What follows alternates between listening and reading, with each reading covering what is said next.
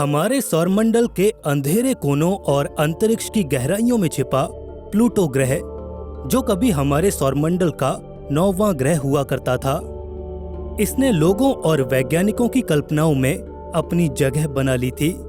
सन 1930 में इसकी खोज के बाद से प्लूटो हमारे लिए एक रहस्य बना रहा, लेकिन सन 2015 में न्यू होराइजन स्पेसक्राफ्ट ने एक ऐतिहासिक फ्लाईबाय किया और तब हमें प्लूटो की कुछ ऐसी तस्वीरें मिली। वैज्ञानिक हैरान थे क्योंकि प्लूटो पर हमारी उम्मीदों से कहीं ज्यादा रहस्यमय चीजें चल रही थीं। न्यू होराइजन ने प्लूटो की डायनामिक और कॉम्प्लेक्स दुनिया का नजारा हमारे सामने पेश कर दिया था, जहां बहुत बड़े बड़े ग्लेशियर्स, ऊंचे ऊंचे पहाड़ और एक अस्पष्ट और धुंधला एटमॉस्फेयर हमें दिखाई दे रहा था। लेकिन जैसे जैसे हमने प्लूटो को स्टडी किया, एक बहुत ही विचित्र सवाल उभर कर सामने आया। क्या प्लूटो की इस बर्फीली दुनिया में कहीं जीवन छिपा हुआ है? पहली बार देखने पर प्लूटो बिल्कुल भी नहीं लगता कि ये जीवन के लिए बना है। ये बहुत ही ठंडा है, जहाँ का तापमान करीब -225 डिग्री सेल्सियस तक गिर जाता है। ये सूरज से बहुत दूर है, जहाँ पर सूर्य का प्रकाश भी बहुत कम मात्रा में पहुँच पाता है। इतने हालात खराब होने के बावजूद भी हाल ही की कुछ खोजों ने वैज्ञानिकों को अचंभित कर दिया है। इन खोजों से लगता है कि प्लूटो पर जीवन के लिए जरूरी इंग्रेडिएंट्स मौजूद हैं, लेकिन वो दबे पड़े हैं प्लूटो की जमी हुई सतह के नीचे। आज हम एक्सप्लोर करने वाले हैं प्लूटो पर छिपे हुए जीवन की संभावनाओं को। हम उस ग्रह पर कंडीशंस को एग्जामिन करेंगे, साथ ही न्यू होराइजन की कुछ सरप्राइजिंग डिस्कवरीज को भी देखेंगे, जो वहां के एक्सट्रीम एनवायरनमेंट में जीवन होने के संकेत देती है। सवाल काफी बड़ा है, क्या प्लूटो इतनी गंभीर परिस्थितियां होने के बावजूद भी जीवन को संजोए बैठा है? प्लूटो की परिस्थितियां। प्लूटो पर जीवन की संभावना को समझने के लिए हमें सबसे पहले इस ड्वार्फ प्लैनेट पर मौजूद परिस्थितियों को समझना होगा। काइपर बेल्ट में मौजूद एक इलाका, जो हमारे सौरमंडल के आखिरी ग्रह नेपच्यून से कहीं आगे है, ये इलाका आइसी बॉडीज से भरा पड़ा है। माना जाता है कि ये बॉडीज हमारे शुरुआती सौरमंडल के अवशेष हैं। प्लूटो भी इसी इलाके में इन्हीं आइसी बॉडीज का ही एक पार्ट है। ये एक बेहद ठंडी और जमी हुई दुनिया है। इसकी सतह मुख्य रूप से नाइट्रोजन आइस की बनी है, जिसमें कुछ ट्रेसेस मीथेन, कार्बन मोनोऑक्साइड और वाटर आइस के मिल जाते हैं। प्लूटो की सतह का तापमान सौरमंडल के कुछ सबसे कम तापमानों में गिना जाता है, जहां एवरेज टेम्परेचर -225 डिग्री सेल्सियस रहता है। इतने एक्सट्रीम टेम्परेचर का मतलब है कि अगर प्लूटो पर अगर पानी हुआ भी, तो वो जमा हुआ एकदम ठोस होगा। जिस जीवन को हम जानते हैं, वो जीवन इतने कठोर वातावरण में नहीं पनप सकता। हालांकि हाल ही में हुई खोजें ये इशारा करती हैं कि प्लूटो जितना दिखाई दे रहा है, वो जीवन के लिए उतना कठोर शायद नहीं है। वैज्ञानिकों को यहाँ पर आशा की कुछ किरणें दिखाई दी हैं। नासा के न्यू होराइजन मिशन ने जो सबसे विचित्र खोज की है, वो प्लूटो की सतह के नीचे सब सरफेस ओशंस की मौजूदगी को लेकर है। इस छिपे हुए महासागर की खोज प्लूटो के एक सरफेस फीचर की ऑब्जर्वेशन करने से सामने आई। स्पुतनिक प्लैनेट या प्लूटो पर मौजूद दिल के आकार का एक बड़ा सा इलाका। माना जाता है कि ये एरिया नाइट्रोजन और मीथेन की बर्फ से बना हुआ है। ये इलाका एकदम स्मूथ है। एक दो क्रेटर के अलावा यहाँ कोई गड्ढे दिखाई नहीं देते। ये प्लेन इलाका माना जाता है कि अपने रिसेंट पास्ट में जियोलॉजिकली एक्टिव रहा है। वैज्ञानिक इस बात को लेकर श्योर हैं कि प्लूटो पर सब सरफेस ओशंस की सहायता से प्लूटो पर उन्हें जो भी फीचर्स दिखाई दे रहे हैं, वो उन सब को एक्सप्लेन कर सकते हैं। उदाहरण के लिए प्लूटो की सतह पर देखी गई लकीरें और क्रैक्स इसकी सतह के नीचे ओशंस में होने वाले एक्सपेंशन की वजह से बने हैं। जब पानी जमता है तो वो अपने इंटरनल स्ट्रक्चर में होने वाले चेंजेस की वजह से फैलता और एक्सपैंड होता है, और यही इफेक्ट हमें प्लूटो की सरफेस पर भी देखने को मिला है। न्यू होराइजन ने प्लूटो की सरफेस पर अमोनिया भी डिटेक्ट किया, जो प्लूटो की सतह के नीचे पानी के समुद्रों की हमारी सोच को और भी ज्यादा मजबूत कर देता है, क्योंकि अमोनिया किसी एंटी फ्रीजिंग एजेंट की तरह काम करता है, जिससे पानी का फ्रीजिंग पॉइंट काफी नीचे चला जाता है और वो टेम्परेचर माइनस में जाने पर भी नहीं जमता। अगर प्लूटो पर सब सरफेस ओशंस मौजूद हैं, तो वो जीवन के लिए एक आइडियल जगह हो सकती है। पृथ्वी पर भी हम कई जगहों पर एक्सट्रीम एनवायरनमेंट्स में जीवन को पनपते हुए देखते हैं, जैसे कि गहरे समुद्रों में हाइड्रोथर्मल वेंट्स के आसपास, जहां के जीव बिना सूरज की रोशनी के केमिकल एनर्जी के सहारे जीवित रहते हैं। ऐसी परिस्थितियां प्लूटो पर भी हो सकती हैं, जहां जीवन उनकी बर्फीली सतह के नीचे कुछ केमिकल रिएक्शंस और जियोथर्मल एनर्जी के सहारे ही पनप रहा हो। जहां तक हमने प्लूटो को समझा है, यहां संभावनाओं का कोई अंत नहीं है। Evidence of geological activity. New horizon mission से एक और आश्चर्यचकित कर देने वाली खोज प्लूटो पर चल रही जियोलॉजिकल एक्टिविटीज के सबूत थे। फ्लाईबाय से पहले वैज्ञानिकों को लगता था कि प्लूटो एक ठंडी और खत्म हो चुकी दुनिया है, जहां कोई भी जियोलॉजिकल एक्टिविटी नहीं होगी। लेकिन जो उन्होंने देखा वो एक लैंडस्केप था जो उनकी एक्सपेक्टेशन से एकदम अलग था। प्लूटो की सतह पर अनेकों तरह के भूभाग देखने को मिलते हैं। कुछ बहुत बड़े प्लेन एरियाज हैं, कुछ बड़ी बड़ी चोटियां और पहाड़ हैं, और कहीं पर गहरी घाटियां हैं। लेकिन एक बहुत बड़े दिल के आकार का इलाका स्पुटनिक प्लैनेटिया सबसे विचित्र पाया गया। ये इलाका बहुत बड़ा बर्फीला समतल इलाका है जो ज्यादातर नाइट्रोजन आइस से बना हुआ है, और इसकी ऊपरी सतह हाल ही में बनी हुई लगती है। यहाँ पर कुछ ही इम्पैक्ट क्रेटर्स देखने को मिलते हैं। इससे पता चलता है कि स्पुटनिक प्लैनेटिया की सतह बार बार बन रही है। संभव है कि उस बर्फीली सतह के नीचे मौजूद सब सरफेस ओशन में कन्वेक्शन करंट्स की वजह से ऐसा हो रहा है। प्लूटो पर जियोलॉजिकल एक्टिविटीज से जुड़े कई और साक्ष्य भी प्लूटो की पहाड़ियों से मिले, जो कि प्राइमरली वाटर आइस की बनी हुई हैं। ये पहाड़ 350 मीटर तक ऊंचे हैं। इतने ऊंचे और बड़े पहाड़ों का मतलब ये है कि प्लूटो की क्रस्ट एक मजबूत और स्थिर वाटर आइस की बनी हुई है, जो इतने मैसिव स्ट्रक्चर को सपोर्ट करने के काबिल है। वाटर आइस के बने पहाड़ और नाइट्रोजन आइस के समतल क्षेत्र प्लूटो पर एक जटिल और एक्टिव जियोलॉजी को दर्शा रही हैं। लेकिन एक सवाल जो वैज्ञानिकों को परेशान कर रहा था वो ये है कि आखिर प्लूटो पर इन एक्टिविटीज को ड्राइव कौन कर रहा था। प्लूटो के कोर में रेडियोएक्टिव डिके की वजह से उत्पन्न होने वाली तापीय ऊर्जा को एक संभावना के तौर पर देखा गया। जब रेडियोएक्टिव एलिमेंट ब्रेक डाउन होता है तो इसमें से हीट रिलीज होती है, जो इतनी ज्यादा होती है कि सब सरफेस ओशंस और जियोलॉजिकल एक्टिविटीज को प्लूटो की सतह पर डिराइव कर पाए। एक और विचित्र संभावना क्रायोवोल्केनिज्म या फिर कहें तो आइस वोल्केनोज की है। प्लूटो पर ट्रेडिशनल वोल्केनोज की तरह मोल्टेन रॉक या लावा नहीं निकलता, बल्कि यहाँ के वोल्केनोज पानी, अमोनिया और मीथेन जैसी चीजों को इरप्ट करते हैं। न्यू होराइजन ने प्लूटो की सरफेस पर बहुत बड़े डोम लाइक स्ट्रक्चर्स को देखा था, जो कि संभव है कि क्रायोवोल्केनोज हो सकते हैं। और यदि ऐसा है तो ये प्लूटो पर सब सरफेस ओशन होने का एक बहुत बड़ा सबूत होगा। इससे पता चलता है कि सतह के नीचे से लिक्विड वाटर और कुछ केमिकल्स इसकी सतह के ऊपर पहुंच रही हैं, जिसकी वजह से एक तो नई सतह बन रही है और दूसरा सतह के नीचे लिक्विड वाटर की पुष्टि हो रही है। प्लूटो पर एक्टिव जियोलॉजी की खोज होना इस ग्रह पर जीवन की संभावनाओं को और भी बढ़ा देता है। धरती पर भी जियोलॉजिकल एक्टिविटीज लाइफ को सपोर्ट करने में एक बड़ा किरदार निभाती हैं। यदि अगर सेम एक्टिविटीज प्लूटो पर भी हो रही हैं, तो जरूर प्लूटो के नीचे जीवन की संभावना बढ़ जाती है। Potential for life in extreme environments. Pluto पर सब सरफेस ओशन और जियोलॉजिकल एक्टिविटीज की खोज से बहुत सवाल भी खड़े होते हैं। क्या इन एक्सट्रीम एनवायरनमेंट्स में लाइफ एग्जिस्ट कर सकती है? इसके उत्तर के लिए हमें जानना होगा कि ऐसे एक्सट्रीम एनवायरनमेंट्स में पृथ्वी पर जीवन की परिस्थिति क्या है। हमारा ग्रह पृथ्वी, जहां बहुत ही एक्सट्रीम और इनहॉस्पिटेबल प्लेसेस पर भी जीवन देखने को मिल जाता है। उदाहरण के लिए डीप सी हाइड्रोथर्मल वेंट्स उस पूरे इकोसिस्टम का आधार है जहां जीव सूरज की रोशनी से नहीं बल्कि पृथ्वी की कोर से रिलीज होने वाली एनर्जी से खुद को सपोर्ट करते हैं। ये जीव केमिकल एनर्जी से ऊर्जा उत्पन्न करते हैं, जिसे केमियोसिंथेसिस कहा जाता है, जहां बैक्टीरियाज केमिकल कंपाउंड्स जैसे कि हाइड्रोजन सल्फाइड को एनर्जी में तब्दील कर देते हैं, जो कि इन ऑर्गेनिजम्स के लिए खाने का स्रोत भी है। इसी तरह अंटार्कटिका की बर्फीली चोटियों के नीचे भी जीवन को खोजा जा चुका है। एसिडिक हॉट स्प्रिंग्स और यहाँ तक कि गहराई में मिली चट्टानों में भी जीवन के अंश देखे गए हैं। ये एक्सट्रीमोफाइल्स ऐसे ऑर्गेनिजम्स हैं जो कि एक्सट्रीम कंडीशंस में भी सरवाइव कर पाते हैं।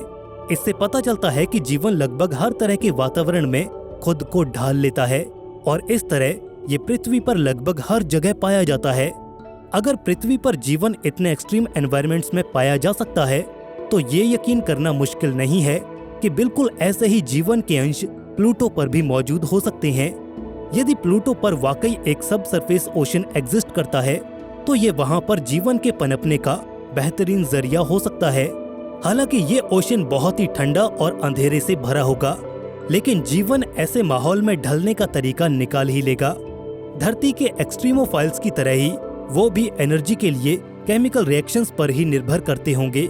इसके अलावा प्लूटो पर जो अमोनिया और कॉम्प्लेक्स मॉलिक्यूल्स मिले हैं उनसे पता चलता है कि प्लूटो पर भी लाइफ के बिल्डिंग ब्लॉक एलिमेंट्स मौजूद हैं। धरती पर अमोनिया अमीनो एसिड्स के फॉर्मेशन में एक अहम किरदार निभाता है, जिससे कि प्रोटीन्स बनते हैं और जो जीवन का आधार होते हैं। यदि ऐसी ही केमिकल प्रोसेसेस प्लूटो पर भी चल रही होंगी तो प्लूटो पर पृथ्वी जैसा जीवन भी देखने को मिल सकता है। लेकिन देखने वाली बात यह है कि प्लूटो पर परिस्थितियां जीवन को सपोर्ट करने लायक जरूर हैं, लेकिन हमें प्लूटो पर अभी तक जीवन के कोई संकेत नहीं मिले हैं। सब सरफेस ओशंस और जियोलॉजिकल एक्टिविटीज के सबूत हैरान करने वाले जरूर हैं, लेकिन ये प्लूटो पर लाइफ के होने का प्रूफ नहीं है। प्लूटो पर जीवन को खोजने के लिए हमें और एक्सप्लोर करना होगा। Future missions and exploration. New horizon mission से हमें प्लूटो के बारे में जो भी पता लगा वो खुलासे वाकई हैरान करने वाले थे। इस मिशन ने प्लूटो को लेकर हमारी समझ को और भी ज्यादा विकसित कर दिया है और कुछ नए सवाल भी हैं जो इस दूर मौजूद दुनिया पर जीवन को लेकर हमारे मन में अक्सर उठते रहते हैं। इन सवालों के उत्तर तलाशने के लिए हमें भविष्य में प्लूटो पर मिशन भेजने पड़ेंगे। प्लूटो को स्टडी करने के लिए अभी एक एग्जिस्टिंग प्रपोजल मौजूद है जो प्लूटो पर एक ऑर्बिटर और एक लैंडर भेजने के बारे में है। ऑर्बिटर से प्लूटो को और भी ज्यादा डिटेल में स्टडी किया जा सकेगा, इसके एटमॉस्फेयर को एनालाइज किया जा सकेगा, सरफेस मैपिंग और जियोलॉजिकल एक्टिविटीज के साइंस को खोजा जाएगा।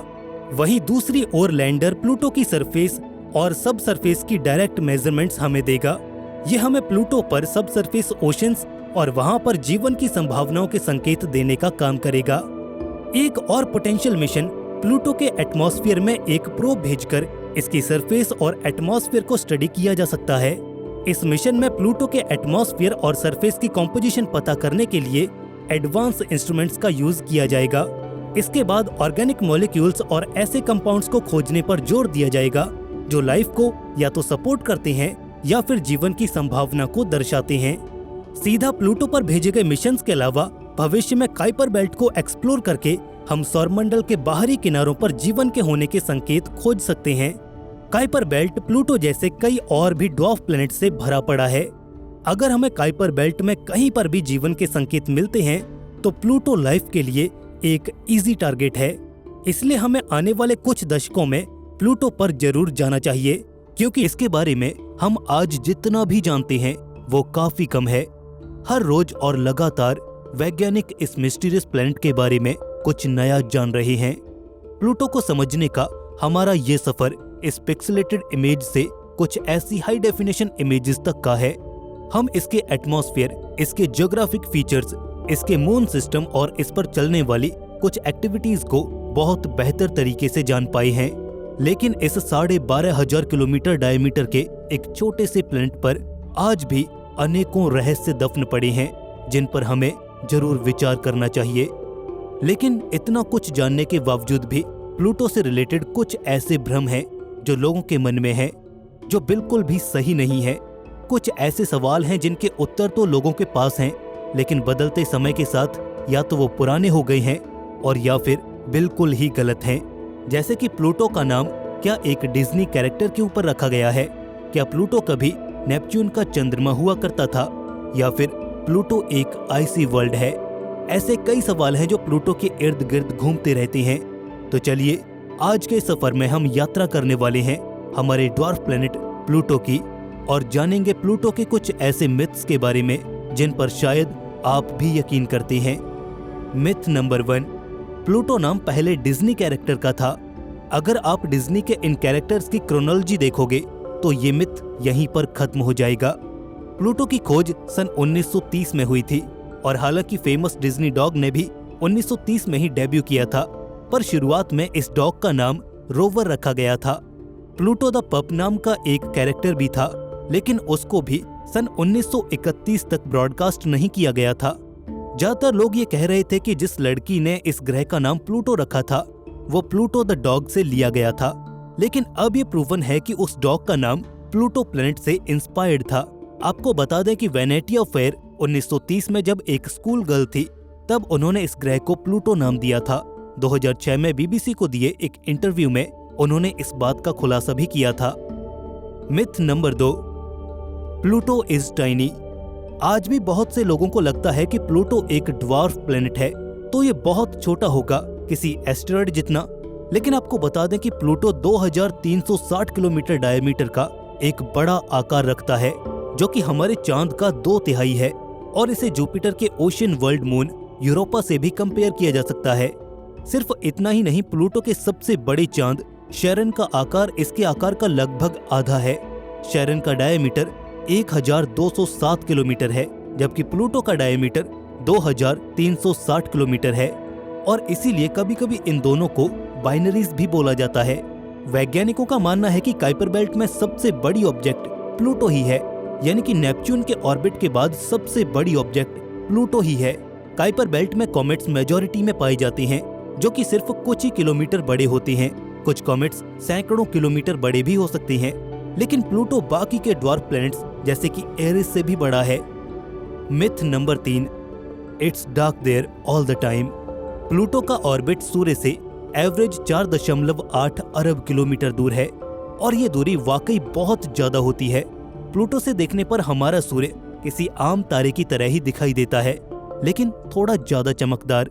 और इसी वजह से कुछ लोग मानते हैं कि प्लूटो की सतह पर हमेशा 24 घंटे एकदम स्याह अंधेरा रहता होगा, लेकिन ऐसा नहीं है। दिन के समय प्लूटो पर उतना अंधेरा नहीं होता जितना कि लोग सोचते हैं। ये कुछ ऐसा होता है जैसा पृथ्वी पर गहरे रंग के बादलों से होता है, और या फिर जब सूरज छिपने वाला होता है तब के समय जितना अंधेरा होता है यहाँ पृथ्वी पर, सिर्फ उतना ही अंधेरा वहाँ प्लूटो पर भी देखने को मिलता है। मतलब ये कि अगर इंसान वहाँ पर जाता है तो वो बेशक वहाँ पर सब कुछ देख पाएगा, लेकिन कुछ केसेस में वहाँ पर हमें लाइटिंग की जरूरत पड़ सकती है। Myth number 4, Pluto was once a moon of Neptune. ये पुरानी थियरी है जो कि प्लूटो की खोज के तुरंत बाद ही पॉपुलर हो गई थी, और 1965 में इस थियरी को डिसप्रूव भी कर दिया गया था। लोगों को लगता था कि प्लूटो कोई काइपर बेल्ट ऑब्जेक्ट नहीं है, क्योंकि प्लूटो एकदम गोल है, जबकि काइपर बेल्ट ऑब्जेक्ट्स ऐसी गोल नहीं है। उसकी बनावट हमारे अंदरूनी सोलर सिस्टम के किसी ग्रह की तरह दिखाई देती है, और यही वजह थी कि लोगों में ये भ्रम था कि प्लूटो नेपच्यून प्लैनेट का एक चांद है, और किसी कारण की वजह से वो नेपच्यून से अलग हो गया है। लेकिन बाद में जब ऑर्बिटल रेजोनेंस के कॉन्सेप्ट से इन दोनों बॉडीज को देखा गया तो पता चला कि ये दोनों बॉडीज कभी भी इतनी करीब नहीं थी, जिससे ये संभावना बिल्कुल ही खत्म हो जाती है कि प्लूटो कभी नेपच्यून ग्रह का चांद भी हुआ करता था। Myth number 5, Pluto is an icy world. Modern telescopes और न्यू हॉराइजन स्पेसक्राफ्ट से प्लूटो की हाई रेजोल्यूशन इमेजेस ली गईं, जिसमें हमें साफ साफ दिखाई दे रहा था कि प्लूटो पूरी तरह से बर्फ से घिरा पड़ा है, और ये बर्फ सिर्फ पानी से ही नहीं बनी है, ये बनी है जमी हुई नाइट्रोजन, जमी हुई मीथेन आदि से। प्लूटो की डेंसिटी को अगर देखा जाए तो वहां से हमें पता चलता है कि इसकी डेंसिटी वाटर आइस की डेंसिटी से लगभग डबल है, जिसका कंक्लूजन ये निकाला गया कि इसका 2/3 भाग रॉक्स यानी कि चट्टान से बना है और 1/3 हिस्सा आइस का है। इसीलिए ये कहना ज्यादा बेहतर होगा कि प्लूटो एक रॉकी बॉडी है जिसका ऊपरी हिस्सा सिर्फ बर्फ से ढका हुआ है। Myth number 6, Pluto is airless. सन 1980 में वैज्ञानिकों ने प्लूटो पर एटमॉस्फेयर की खोज कर ली थी। प्लूटो के एटमॉस्फेयर में ज्यादातर नाइट्रोजन ही मिली, बिल्कुल वैसे ही जैसे हमारी पृथ्वी पर है। लेकिन इसके साथ ही प्लूटो के वातावरण में कार्बन मोनोऑक्साइड और मेथेन की भारी मात्रा पाई जाती है। हालांकि फिर भी अगर पृथ्वी से कंपेयर किया जाए तो प्लूटो का एटमॉस्फेयर बहुत पतला है और स्पेस में पृथ्वी के एटमॉस्फेयर के मुकाबले कुछ ज्यादा ही दूरी तक फैला हुआ है। एग्जाम्पल के लिए अर्थ का एटमॉस्फेयर लगभग 600 किलोमीटर तक रहता है, जो कि पृथ्वी के रेडियस का करीब 10% है। वहीं पर अगर प्लूटो की बात की जाए तो ये 7 प्लूटो रेडियाई तक फैला हुआ है, यानी कि प्लूटो के एटमॉस्फेयर का वॉल्यूम खुद प्लूटो के वॉल्यूम से लगभग 350 गुना ज्यादा है। और इसीलिए ये तो बिल्कुल भी नहीं कहा जा सकता कि प्लूटो पर हवा नहीं है। प्लूटो पर हवा बिल्कुल है, लेकिन जब कभी प्लूटो अपने ऑर्बिट में सूर्य से बहुत दूर चला जाता है तो उसके एटमॉस्फेयर में सारी गैसेस ठंड की वजह से जम जाती हैं और तब वहां पर हवा की कमी हो जाती है। लेकिन जब प्लूटो सूर्य के नजदीक आ जाता है तो बर्फ पिघलती है और वातावरण में हवा और गैसेस की मात्रा बढ़ जाती है। तो प्लूटो का वातावरण कुछ इस तरह से काम करता है। Myth number 7, Pluto's orbit is one of a kind. Pluto का ऑर्बिट सूर्य के इर्द गिर्द एकदम सर्कुलर नहीं है, बल्कि एलिप्टिकल है। ये सूर्य के सबसे नजदीक 4.43 अरब किलोमीटर दूर तक आ जाता है और अपने सबसे दूरी के पॉइंट पर यह सूर्य से 7.36 अरब किलोमीटर दूर हो जाता है। इसके साथ ही प्लूटो की ऑर्बिट हमारे सोलर सिस्टम के एक्लिप्टिक प्लेन से 17 डिग्री के एंगल पर झुकी हुई है और बाकी के ग्रहों की ऑर्बिट के कंपैरिजन में प्लूटो की ऑर्बिट काफी ज्यादा अलग है। इसके साथ ही प्लूटो की ऑर्बिट नेपच्यून की ऑर्बिट को क्रॉस करती हुई निकलती है, जिसकी वजह से करीब 20 सालों तक ये नेपच्यून की ऑर्बिट से आगे रहता है, जिसकी वजह से सन 2006 में इंटरनेशनल एस्ट्रोनॉमिकल यूनियन ने प्लूटो को सर्वसहमति से प्लैनेट्स की ऑफिशियल लिस्ट से बाहर कर दिया था और ड्वार्फ प्लैनेट्स की कैटेगरी में शामिल कर दिया था। लेकिन अगर काइपर बेल्ट ऑब्जेक्ट्स को देखा जाए तो अन्य ड्वार्फ प्लैनेट्स जैसे कि एरिस और ह्यूमेया के ऑर्बिट प्लूटो से भी ज्यादा एलिप्टिकल और इंक्लाइंड हैं। तो प्लूटो ना ही एक्सट्रीम काइपर बेल्ट ऑब्जेक्ट्स की तरह के कैरेक्टरिस्टिक्स को एग्जिबिट करता है और ना ही हमारे ऑफिशियल प्लैनेट्स के कैरेक्टरिस्टिक्स को।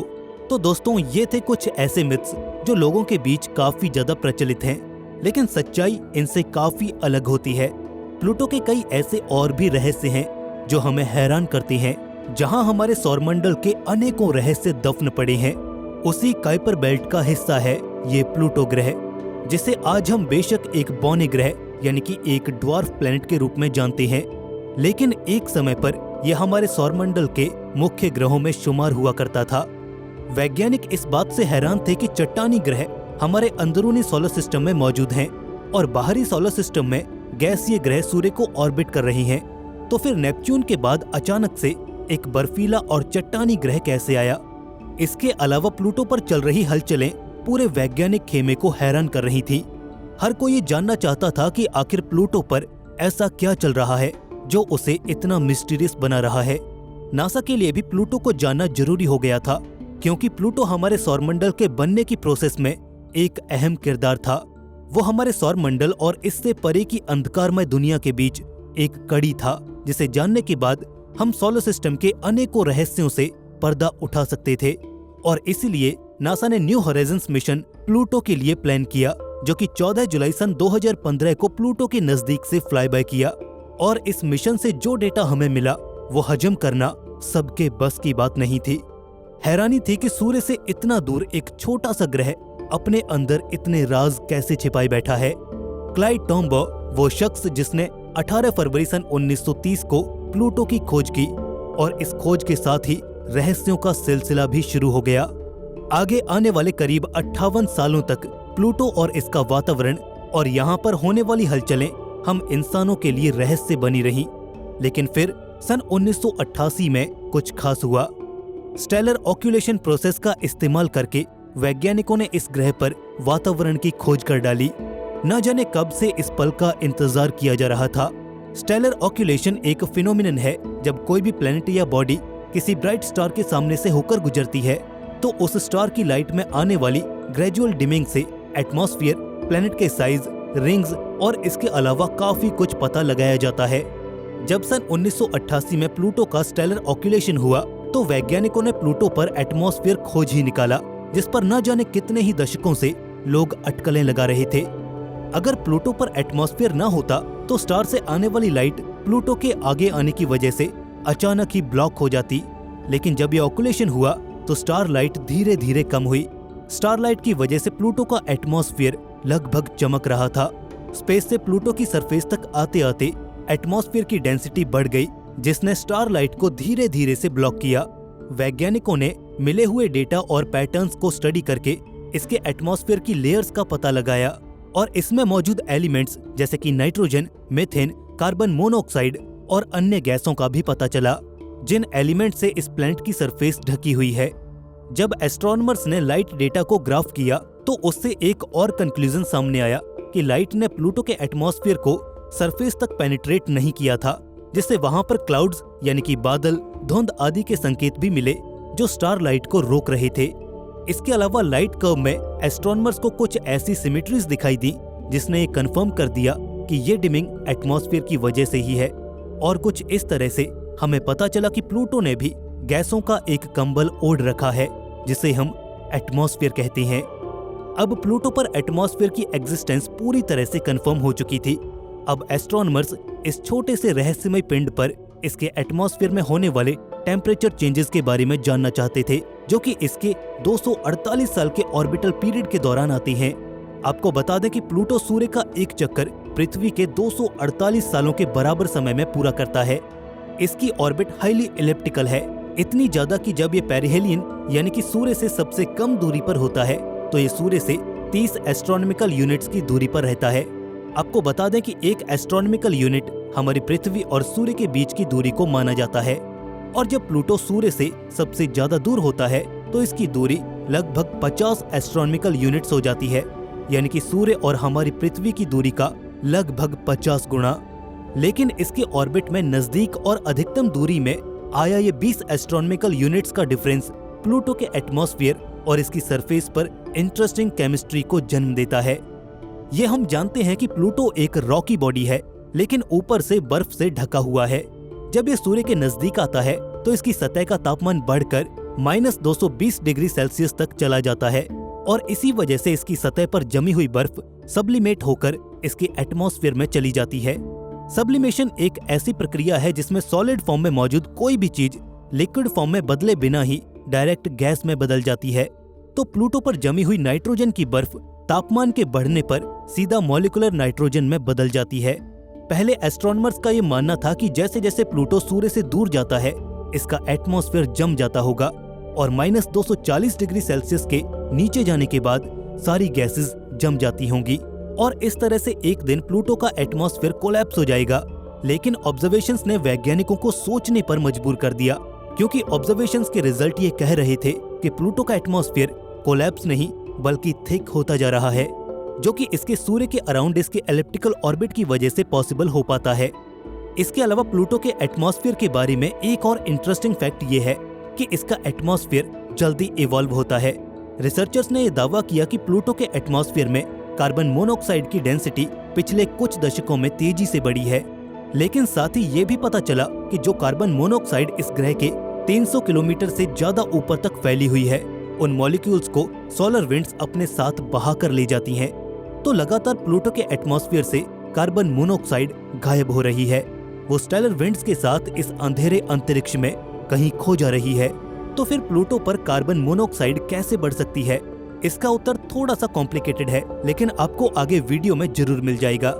लेकिन इस बात में फिलहाल किसी को भी कोई डाउट नहीं है कि सूर्य से इतनी दूर मौजूद ये ग्रह पूरी तरह से ठंडा और जमा हुआ है। लेकिन यहीं से प्लूटो के एटमॉस्फेयर की कंपोजिशन की कहानी इंटरेस्टिंग हो जाती है, थैंक्स टू मीथेन, जिसकी वजह से प्लूटो पर ग्लोबल वार्मिंग रहती है। जी हाँ, प्लूटो पर ग्लोबल वार्मिंग। मीथेन एक ग्रीन हाउस गैस है जो कि सूर्य से आने वाले इंफ्रारेड रेडिएशन को सोख कर रख लेता है और इसी तरह से प्लूटो का तापमान लगातार बढ़ता रहता है। मीथेन की वजह से प्लूटो के तापमान में एक ग्रेडियंट आता है, जिसमें ऊंचाई के साथ साथ प्लूटो का तापमान -173 डिग्री सेल्सियस तक बढ़ जाता है। ठीक इसी तरह से यहाँ पर प्रेशर ग्रेडियंट भी काम करता है।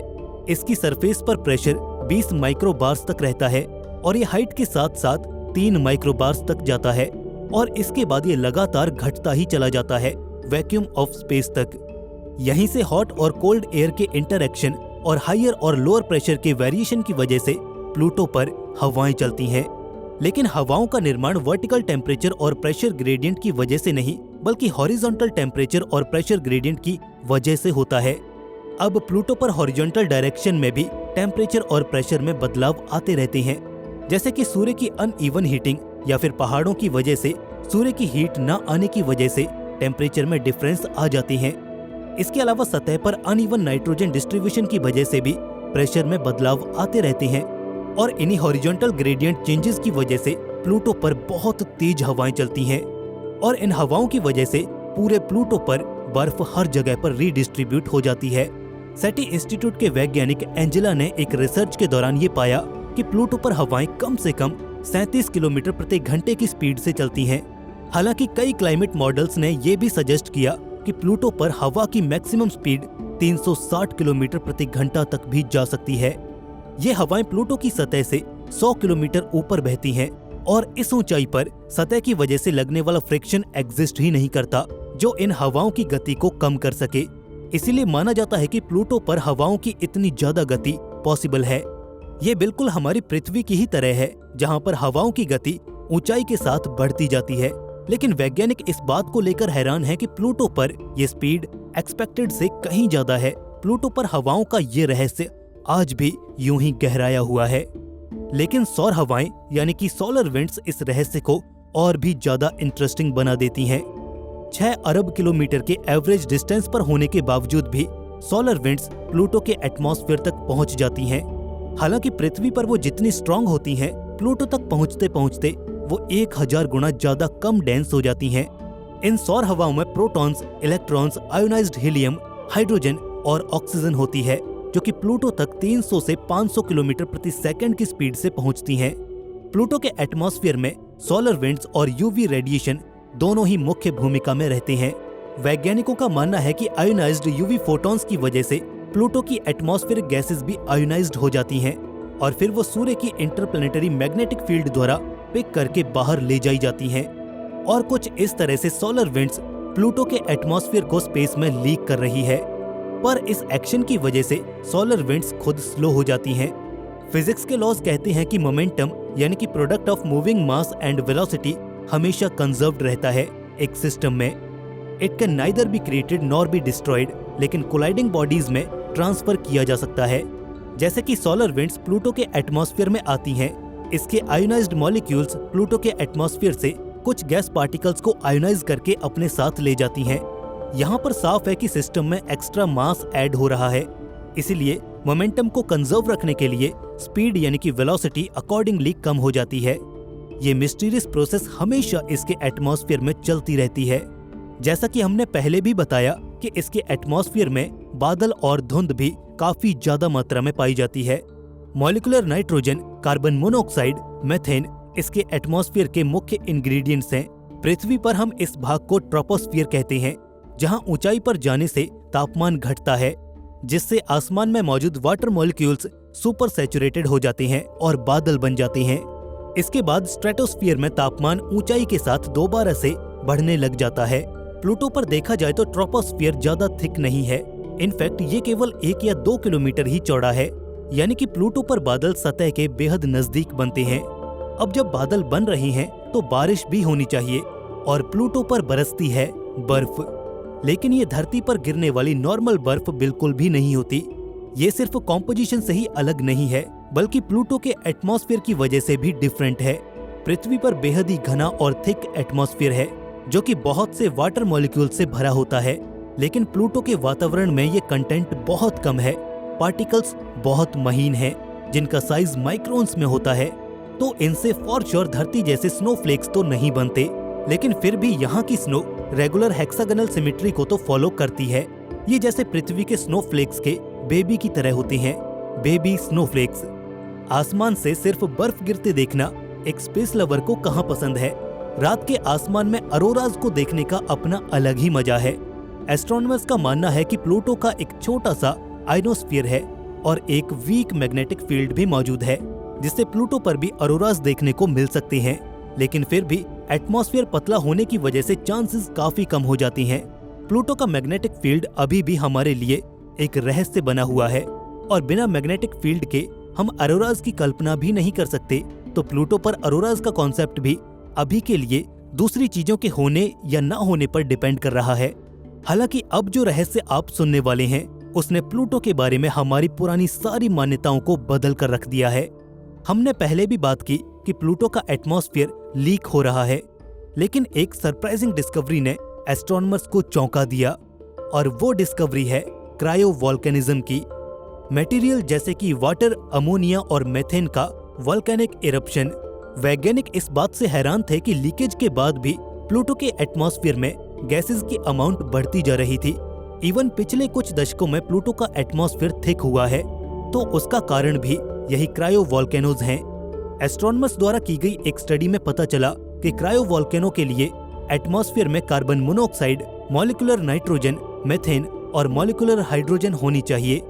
अगर किसी भी बॉडी पर इसमें से कोई भी चीज ज्यादा होती है तो समझ लें कि उस बॉडी पर क्रायोवोल्केनोज होने के चांसेस काफी ज्यादा बढ़ जाते हैं। इसी के साथ ही प्लूटो के सबसे बड़े चांद शैरन पर भी क्रायोवोल्केनो होने की संभावनाएं भी मौजूद हैं।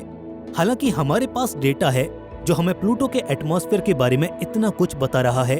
क्रायोवोल्केनो से निकलने वाली गैसेस इसके एटमॉस्फेयर में जाती हैं और इसी वजह से प्लूटो के एटमॉस्फेयर में गैसेस की मात्रा लगातार बढ़ती जाती है और यही वजह है कि प्लूटो पर एटमॉस्फेयर थिक होता जा रहा है।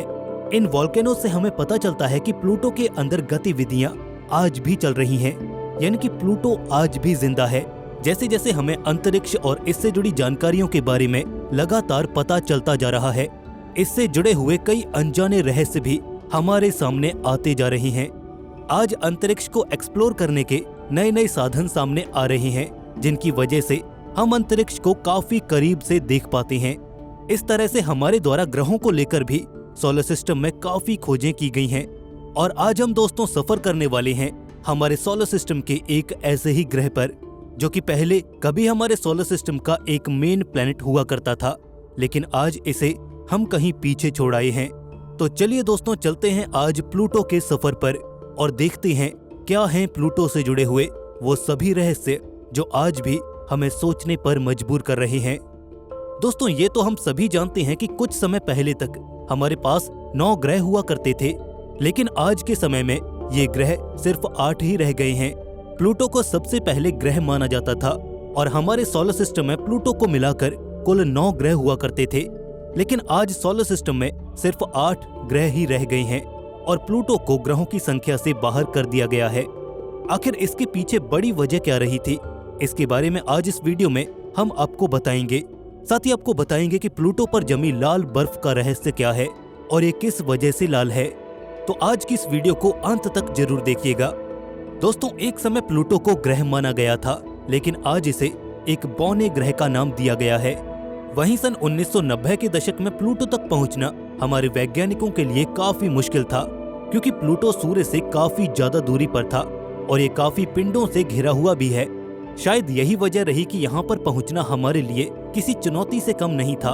लेकिन समय के साथ साथ प्लूटो पर रिसर्च और ज्यादा बढ़ती गई और एक समय इसे सूर्य के चारों ओर चक्कर लगाने वाले कुल 9 ग्रहों में से एक ग्रह मान लिया गया था। लेकिन आज से कुछ सालों पहले इसे ग्रहों की श्रेणी से बाहर कर दिया गया। साल 2006 तक प्लूटो को भी एक ग्रह का दर्जा प्राप्त था, लेकिन इसके बाद प्लूटो से ये दर्जा वापस ले लिया गया, क्योंकि ये ग्रह होने की इंटरनेशनल एस्ट्रोनॉमिकल यूनियन की कुछ शर्तों को पूरा नहीं कर पाया था और इस तरह से इसे ग्रहों की सूची से बाहर निकालकर बौने ग्रहों की सूची में डाल दिया गया। आपको बता दें कि प्लूटो ग्रह की खोज सबसे पहले 18 फरवरी सन 1930 को खगोल शास्त्री क्लाइड डब्ल्यू टॉम्बा ने अमेरिका में एरिजोना की लॉवेल ऑब्जर्वेटरी में की थी। अमेरिकी वैज्ञानिक टॉम्बा ने इस ग्रह की खोज तब की जब उनको यूरेनस और नेपच्यून के मोशन की कैलकुलेशन में किसी बड़े ऑब्जेक्ट की वजह से डिफ्लेक्शन नजर आया और उन्हें यह ग्रह दिखाई दे गया। प्लूटो का नाम ऑक्सफोर्ड स्कूल ऑफ लंदन की एक स्टूडेंट ने रखा था और उसका कहना था कि रोम में अंधेरे के देवता को प्लूटो कहा जाता है और इस ग्रह पर भी अक्सर अंधेरा रहता है, इसलिए इसका नाम भी प्लूटो ही रखा जाना चाहिए। साथ ही इस ग्रह का एटमॉस्फेयर नाइट्रोजन, मीथेन और कार्बन डाइऑक्साइड से बना हुआ है। आपको बता दें कि प्लूटो 248 साल में सूर्य का एक चक्कर पूरा करता है और इसके कुल 5 उपग्रह हैं, जिनमें से सबसे बड़ा उपग्रह शैरन है। इसकी खोज सन 1978 में हुई थी।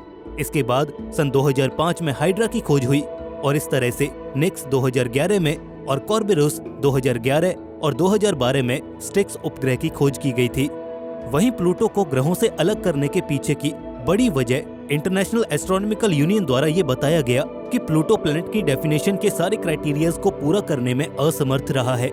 IAU के मुताबिक प्लैनेट एक ऐसी सेलेस्टियल ऑब्जेक्ट मानी जाती है जो कि सूर्य के चारों ओर चक्कर लगाती है। जिस तरह से बचे हुए 8 ग्रह चक्कर लगाते हैं, उसी तरह से इसको भी चक्कर लगाने होते हैं। वहीं उस ऑब्जेक्ट के पास इतना ग्रेविटेशनल मास होना चाहिए जिससे कि वो एक हाइड्रोस्टैटिक इक्विलिब्रियम यानी कि एक गोल आकार हासिल कर सके और उसमें इतना बल हो कि वो सूर्य के आसपास अपने फ्री ऑर्बिट बना सके और स्वतंत्र रूप से घूम सके। लेकिन इसकी कक्षा नेपच्यून के ऑर्बिट से टकराती है और इस तरह से प्लूटो एक ग्रह होने के क्राइटेरिया को पूरा नहीं करता। इसीलिए इसे एक पूर्ण रूप से ग्रह नहीं माना जा सकता और अंतर्राष्ट्रीय खगोलीय संघ द्वारा सभी के बहुमत से एक सहमति बनी कि प्लूटो को एक पूर्ण ग्रह नहीं बल्कि एक बौना ग्रह माना जाना चाहिए। वहीं दोस्तों आपको बता दें कि प्लूटो से जुड़े कुछ अनजाने रहस्य भी सामने आए हैं, जिनमें से एक है प्लूटो पर जमी हुई बर्फ। आपको जानकर यह हैरानी होगी कि प्लूटो पर जो बर्फ जमी हुई है वो सफेद रंग की नहीं बल्कि ये बर्फ लाल रंग की है और इसके पीछे भी एक बहुत बड़ा कारण है। प्लूटो पर जब नासा द्वारा रिसर्च की गई तो यहाँ पर एक साथ कई ज्वालामुखी सामने आए और ये धरती पर मौजूद ज्वालामुखियों की तरह बिल्कुल भी नहीं है, बल्कि ये बर्फीले ज्वालामुखी हैं जिन्हें क्रायोजेनिक वोल्केनोज कहा जाता है। ये आम ज्वालामुखी की तरह लावा नहीं उगलते बल्कि ये बर्फ उगलते हैं। नासा द्वारा बताया गया कि यहाँ पर करीब 10 ऐसे ज्वालामुखी मिले हैं जिनकी ऊंचाई लगभग 1 किलोमीटर से लेकर 7 किलोमीटर तक हो सकती है। वहीं नासा द्वारा ये भी बताया गया कि इस तरह के ज्वालामुखी अभी तक सिर्फ प्लूटो पर ही देखे गए हैं। ऐसे ज्वालामुखी किसी अन्य ग्रह पर मौजूद नहीं है।